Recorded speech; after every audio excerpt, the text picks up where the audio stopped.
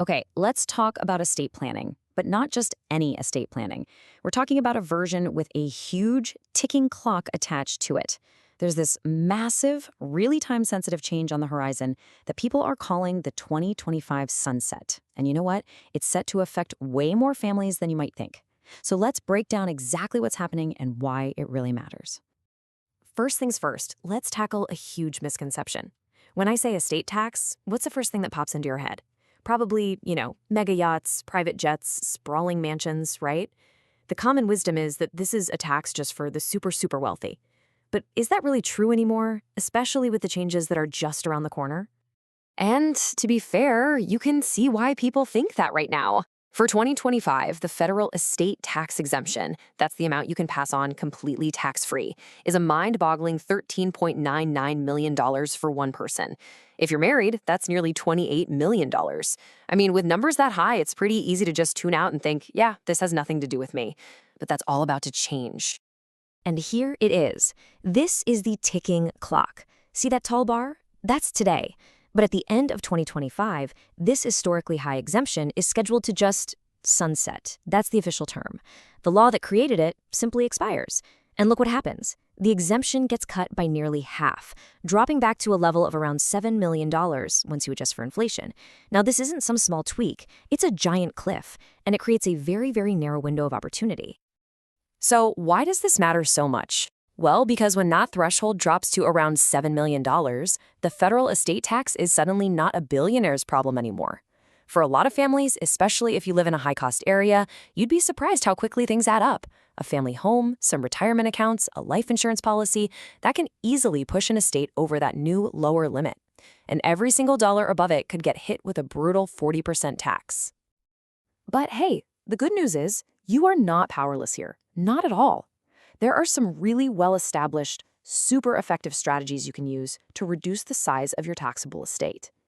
So let's start with the most accessible tools in what we'll call your Gifting Toolkit. The bedrock of all smart gifting is something called the Annual Gift Tax Exclusion. It's a really powerful idea, but it's also wonderfully simple. Basically, it's a specific amount of money the IRS says you can give to as many people as you want every single year, and it doesn't even touch your big lifetime exemption. You don't even have to file a gift tax return for it. So for 2025, that magic number is $19,000 per person you give it to. But the real power, the real leverage, comes from combining it. If you're married, you and your spouse can each use your exclusion. So you could give one person, say your child, up to $38,000 in a single year, completely tax-free. And the long-term impact of being consistent with this is just incredible.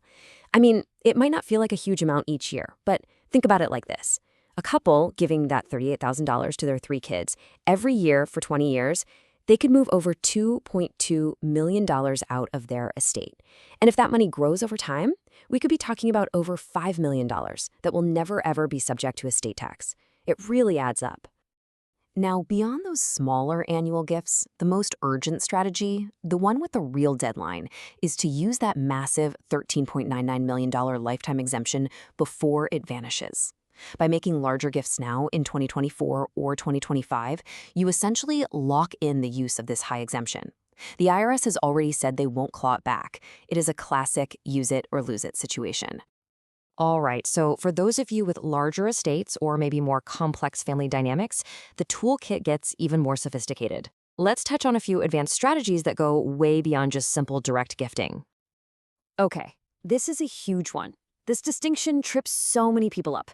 You've probably heard of a revocable living trust, and they're great for avoiding the cost and the headache of probate court. But, and this is a big but, because you can change it because you still control the assets, the IRS still considers them part of your taxable estate. If you want to actually shrink that estate for tax purposes, you generally need an irrevocable trust. The name says it all. You permanently give up control. And there are a whole bunch of these specialized trusts. Each one is like a different tool for a different job. For instance, an irrevocable life insurance trust, or an ILIT, is designed to own your life insurance policy, so the huge payout isn't counted in your estate. Others, like a QPRT, are made specifically to transfer a house to your kids in a really tax-efficient way. The key takeaway is that there's a specific tool for almost every planning problem. But wait, there's a crucial twist here. You can't just plan to reduce your estate tax in a vacuum. You absolutely have to balance it against another major tax consideration for your heirs, and that's capital gains. This brings us to the step up in basis, which is, no joke, one of the most valuable benefits in the entire tax code. Here's what it means. If you hold on to an appreciated asset, think stocks or real estate, until you pass away, all of the growth that happened during your life is basically forgiven for tax purposes. Your heirs' cost basis gets stepped up to whatever the asset was worth on your date of death. It's huge. So this is the trade-off you have to wrestle with. If you gift, say, a bunch of stock to your kids while you're alive, great, you might save on estate tax. But you also pass along your original low-cost basis. That means you're setting them up for a potentially giant capital gains tax bill if they ever sell. On the other hand, if they inherit that same stock, they get that beautiful step-up, which wipes out the capital gain. But now the asset's value is counted in your estate. It's a really delicate balancing act. Knowing about all these tools is one thing, but using them correctly is a whole different ballgame. There are several really common and really costly mistakes that can just completely torpedo an otherwise solid estate plan. Let's look at what you need to sidestep. Okay, the number one error, without a doubt, is just procrastinating past that 2025 deadline.